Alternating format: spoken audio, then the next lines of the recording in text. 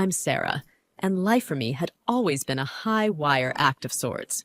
In our family, there were a few key players: my husband Mark, our charming bundle of joy Liam, and the ever-present, sometimes overbearing Linda, my mother-in-law.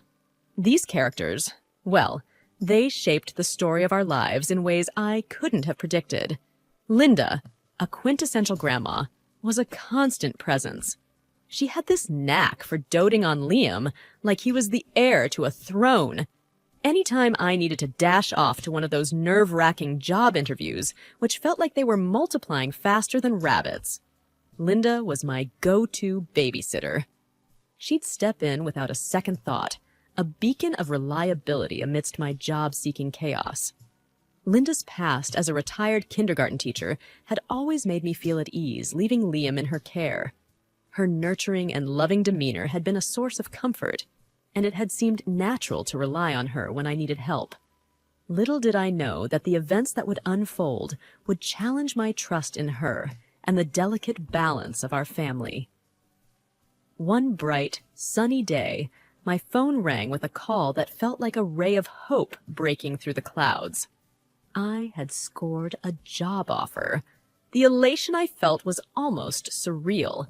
It wasn't just a job, it was a lifeline for our family. But as I shared the news with Mark and Linda, little did I know that this newfound stability would tip the scales in unexpected ways. Sitting around the worn kitchen table, I brought up the pressing matter of a car. With the new job, I'd need it for the daily commute. Seems reasonable, right? But then, Linda dropped a bombshell. "You're planning to spend all that money on a car?" Linda's voice was tinged with disbelief. "What about our anniversary trip to that lovely resort? I thought you and Mark were going to treat us." I blinked, bewildered by the sudden twist in the narrative. Linda seemed convinced that the money we were about to shell out for the car should have been spent on her anniversary getaway. It was a plot twist of epic proportions, and I wasn't prepared for it. "Mom," Mark interjected, trying to reason with her, "the car is essential for Sarah's job. We can't afford both right now." Linda wasn't backing down. "You're both being selfish," she snapped, the disappointment in her eyes weighing heavily on us. What started as a reasonable conversation soon turned into an intense argument, the tension palpable. Our family's delicate equilibrium had been disrupted, and we were teetering on the precipice of a tumultuous journey we couldn't foresee. So, after the argument about the car and the anniversary trip, things were pretty tense in our family. But amidst all the chaos and misunderstanding, there was a glimmer of hope. Let me tell you how the silver lining began to peek through. Mark and I knew we needed that car for my new job. We just couldn't afford to delay it any longer. We had long talks late into the night, trying to figure out how to make it work. It wasn't just about convenience. It was about securing a stable future for Liam and us. Linda, on the other hand, was still sulking. She wasn't speaking much to us, and when she did, it was often icy and curt. It was tough, no doubt about it. I missed the way things used to be, when Linda was like a second mother to me. One evening, after we'd put Liam to bed, Mark and I sat down to address the elephant in the room. We needed to find a way to mend things with Linda while staying true to our priorities. "Maybe we should talk to her again," Mark suggested cautiously. I nodded, feeling a bit apprehensive. "You're right. Let's try to make her understand our situation, Mark.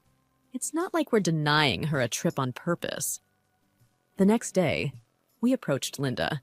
Her initial reaction was still cold, but as we explained our reasons, her expressions started to soften. "I just thought you were putting your jobs ahead of family," Linda admitted, her voice tinged with regret. "Mom," Mark said gently, "we're doing this for Liam's future, too. We want the best for him." As the conversation continued, we realized that Linda had misunderstood our intentions.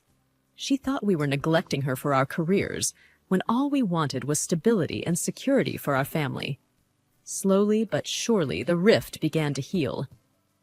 It wasn't an overnight transformation, But things got better. Linda understood our perspective, and we, in turn, made an effort to involve her more in our daily lives. We realized that family support was crucial, and we didn't want to lose that. The silver lining was that this challenging period helped us communicate better as a family. It made us appreciate each other's roles and sacrifices. And as we moved forward, we hoped that this newfound understanding would help us navigate the trials that lay ahead. Little did we know that the story was far from over, and more challenges were yet to come. With our family on the mend after the car and trip argument, things started to look up. But, life sometimes takes unexpected turns. This time, it came in the form of an unforeseen twist. Linda had always been a big part of our lives. She'd take care of Liam when we needed her, and we appreciated that. But after our heart-to-heart chat, things had changed. Linda seemed less involved, less like the grandma we knew. It was like a cold wind had swept through our family. One evening, we had another family dinner, but it felt different. Linda had a tense look on her face as she served the meal. Something was up, and I could feel it. As we sat down to eat, Linda hesitated, and then she just blurted it out. "I can't believe you're spending all that money on a car instead of our anniversary trip." Mark and I exchanged glances, stunned by her outburst. "Mom," Mark started, "we talked about this. The car is for Sarah's job, and it's important." Linda's eyes welled up, and I could see the hurt in her face. "I thought you cared about me," she said, her voice trembling. "We do care, Mom," I reassured her, "but this is about our family's future." That's when Linda dropped the bomb. "Fine. If you won't take us on the trip, I won't be able to afford to feed Liam anymore. I won't have extra money for his lunches." I felt my heart sink. She was using Liam as a pawn in our argument, and it was the last thing I expected. I couldn't believe she'd stoop so low. Mark was furious. "You can't do that, Mom. Liam is your grandson. You can't just stop taking care of him." But Linda was adamant. "I have to make sacrifices too," she said, her eyes filled with resentment. That dinner was one of the most uncomfortable moments of my life. We finished our meal in silence, and as we left, the tension hung heavy in the air. It was shocking to see how far things had escalated. Linda, who had always been a loving grandma, was now using Liam as a bargaining chip in our family dispute. This wasn't the Linda we knew, and it left us reeling. The delicate balance we had tried so hard to restore had once again been thrown into disarray. After the shock of Linda threatening to stop feeding Liam, our family life took a dark turn. It was like a thread had been pulled, and everything began to unravel. Liam was just a child, innocent and unaware of the tensions between us and his grandma.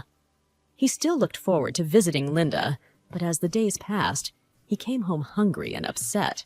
I couldn't believe she was actually going through with it. Mark and I knew we had to have another conversation with Linda. It was clear that things couldn't continue this way. So we invited her over for dinner, hoping to find a resolution. As we sat down at the table, the atmosphere was heavy with unspoken tension. We didn't want to argue, but we couldn't let Linda's actions continue either. "Mom," Mark began cautiously, "we need to talk about Liam. He's hungry when he comes home, and it's not fair to him." Linda didn't back down. "I told you, I can't afford it with the money you're spending on that car." I could see the frustration in Mark's eyes. "Mom, you can't punish Liam like this. He's just a little boy." But Linda remained stubborn. "I have my needs too. You should be taking us on that trip." The conversation went in circles, and it became clear that Linda wasn't willing to budge. She saw this as a way to pressure us into funding her trip, and it was tearing our family apart. We left that dinner with heavy hearts, knowing that we had to protect Liam from this toxic situation. We decided not to take him to visit Linda anymore until this was resolved. It was a difficult decision, but we couldn't let our son be used as a pawn in this battle. Our family was unraveling, and we needed to find a way to put it back together. As days turned into weeks, our family remained at an impasse. The decision to stop taking Liam to visit Linda was one of the hardest choices we'd ever made. Liam, at such a tender age, didn't understand the intricacies of the conflict. He missed spending time with his grandma and kept asking when we were going to visit her again. It broke my heart to see him so confused and hurt. Mark and I would sit down and discuss our options late into the night, trying to find a solution. We knew that keeping Liam away from Linda was causing him pain, but we couldn't let her continue using him as a pawn. One evening, as Liam played with his toys, I looked at Mark with tear-filled eyes. "I hate that we're doing this to him, but we can't let her manipulate us with his well-being." Mark nodded, his expression heavy with sadness. "I know, Sarah. It's tearing me apart, too, but we have to protect our son." And so, we continued to keep Liam away from Linda. It was an agonizing decision, but we hoped that it would force Linda to reconsider her actions. We were determined to make her understand that we couldn't be blackmailed into funding her trip. Weeks turned into months, and our communication with Linda remained sparse. The pain of not having her in our lives was immense, but we held firm in our belief that this was the only way to resolve the conflict. We hoped that eventually, Linda would come to see the error of her ways, and we could rebuild our family's trust. Little did we know that the next chapter in our story would bring an unexpected turn, one that would take place at Linda's anniversary party and would have repercussions we couldn't have predicted. Months had passed since we made the painful decision to keep Liam away from Linda. Our family remained divided, and it was clear that the rift was not going to heal easily. But as Linda's anniversary party approached, we had no idea just how significant that event would become. We debated whether or not to attend, but Mark felt it was important to show that we still cared about Linda, even though we disagreed with her actions. So, with mixed feelings, we decided to go. The party was a grand affair, filled with friends and family, all celebrating Linda's anniversary. The atmosphere was cheerful, but the tension between us was palpable. As the evening wore on, I noticed Linda watching us closely, her eyes filled with a mix of longing and resentment. It was as though she expected us to make amends by offering to fund her trip. I had had enough of the charade, and I decided it was time to make a statement. I took a plate of food, and, without saying a word, I shared it with Liam. It was a small but deliberate act, and it spoke volumes. Other guests at the party began to notice and started asking questions. "Why is Liam eating separately?" one of Linda's friends inquired. I took a deep breath and decided it was time to tell the truth. Liam was going hungry because we couldn't afford his lunches after buying a car for my job. Linda thought we should have used that money for her anniversary trip. The shock on their faces was evident, and whispers began to spread throughout the room. Linda's attempt to manipulate us had been exposed, and the guests were not pleased. Linda tried to defend herself, but it was clear that her actions had crossed a line. The party atmosphere soured, and we left shortly after, with our heads held high. That night marked a turning point. We had stood up for ourselves and for Liam, and we had let the truth be known. It was a defiant act, one that would change the course of our relationship with Linda forever. In the aftermath of the party, we decided to cut ties with Linda altogether. The chapter of our lives that had revolved around her had come to an end, and we were ready to move forward as a family, free from manipulation and deceit. Months had passed since the painful rift between us and Linda. The decision to keep Liam away from his beloved grandma had weighed on our hearts every single day. Yet, as Liam's longing for her grew more palpable, Mark and I found ourselves reconsidering our stance. Liam would often ask about his grandma, wondering why we hadn't been to visit her. It was heart-wrenching to see him miss her so much. One evening, as he clutched his favorite stuffed animal, he looked up at us with big, questioning eyes. "Mama, Dada, when are we going to see Grandma again?" His innocent inquiry tugged at our heartstrings. Mark glanced at me, his expression filled with concern. It was a question we couldn't ignore any longer. "Sarah," he whispered, "maybe it's time to think about reconnecting with Linda." I hesitated. The memories of the pain Linda had caused us still fresh in my mind. But deep down, I knew that we couldn't keep Liam away from his grandma forever.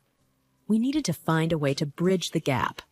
The decision was made, and we decided to reach out to Linda, inviting her to our home.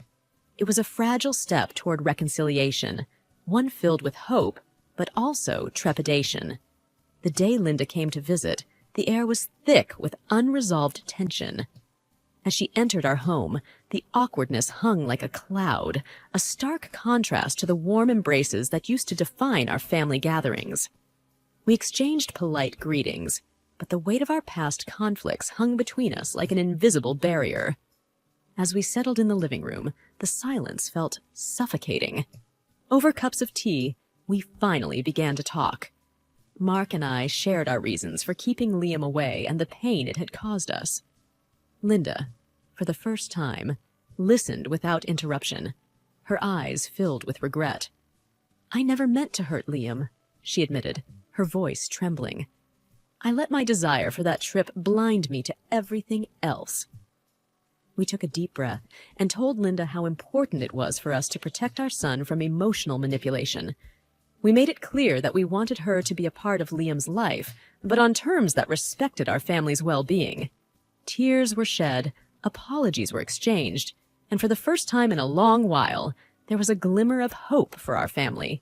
It was a fragile reconnection, one that we knew would require time, patience, and understanding. As Linda left, we watched her go with a sense of cautious optimism. We were hoping that this conversation would bring healing and a chance for our family to rebuild what had been broken. Our attempts to rebuild a connection with Linda had been a delicate process, but there was an elephant in the room that neither Mark nor I had expected to address so soon: Linda's unresolved desire for the missed anniversary trip. One evening, as we gathered around the dinner table, the conversation took an unexpected turn. Linda, who had been more reserved about her disappointment lately, seemed unable to keep it in any longer. "You know," she began hesitantly, "I still can't help but feel disappointed about missing that trip." Mark and I exchanged glances, knowing that this was a discussion we needed to have sooner or later. We had hoped it wouldn't come up so soon, but it seemed that Linda couldn't contain her feelings any longer. "Mom," Mark said gently, "we've explained why we couldn't afford both the car and the trip. It wasn't an easy decision." Tears welled up in Linda's eyes, and her voice trembled with emotion. "I just thought you were putting your jobs ahead of family," she admitted, her disappointment and hurt becoming more evident. "We do care, Mom," I reassured her. "But this is about our family's future. We have to make the best choices for Liam and us." The conversation went in circles, and it became clear that Linda wasn't willing to let go of her desire for the trip. She saw this as a way to pressure us into funding her dream vacation. But what happened next blindsided us all. A few days after that dinner, Linda, in a moment of carelessness, made a slip of the tongue. She was talking to her sister-in-law, Carol, on the phone, and in the midst of their conversation blurted out, "You won't believe it, Carol. Mark and Sarah are finally getting us that resort trip for our anniversary." The words hung in the air, and Linda's eyes widened as she realized what she had just revealed. Her sister-in-law's reaction was a mixture of surprise and confusion. "You mean Mark and Sarah are paying for your trip?" Carol asked, her curiosity piqued. Linda backtracked, trying to downplay her slip. "Oh, I meant they're considering it, as a surprise." But it was too late. The cat was out of the bag, and Carol was left with the impression that Mark and I were planning a surprise anniversary trip for Linda and her husband. Word spread like wildfire in Linda's circle of friends and family. The news of our supposed generosity reached the ears of many, and they couldn't help but share their thoughts and congratulations. As the days went by, the situation became increasingly awkward. Linda's slip of the tongue had created a false narrative, one that we hadn't intended. Mark and I found ourselves caught in a web of expectations and assumptions, and it seemed that Linda wasn't eager to correct the misunderstanding. The constant pressure from Linda's intrusive requests had left Mark and me feeling exhausted. It seemed there was no end to her expectations, and we began to wonder if there was a way to put an end to this cycle of emotional manipulation. One evening, after much deliberation, we made a bold decision. We decided to give in to Linda's demands, but with a cunning twist that would ensure she'd think twice before asking for more. It was time to prove a point and regain control of our family's boundaries. In a move designed to both appease and discourage, we selected a trip for Linda and her husband. It was the most inexpensive option we could find, a journey to a destination so obscure that it was challenging to locate on a map. To make our scheme foolproof, we ensured that the place had no internet access. The day we presented the itinerary to Linda and her husband, their faces lit up with anticipation. They believed it was the extravagant getaway they had been dreaming of. With excitement in their eyes, they eagerly examined the flight details and accommodations we had arranged. Unbeknownst to them, the remote destination was intentionally chosen to be off the grid. Once they arrived, they would be disconnected from the online world, with no means to contact us. To seal the deal, we turned off our cell phones, ensuring there would be no way for Linda to voice her complaints or demands. As Linda and her husband embarked on their adventure, they were blissfully unaware of our crafty plan. Their vacation was indeed memorable, but not in the way they had anticipated. In the aftermath of these events, Linda stopped contacting us, and we had no intention of following her lead and giving in to her emotional manipulation. We had made our point and regained control of the boundaries that were essential for our family's well-being.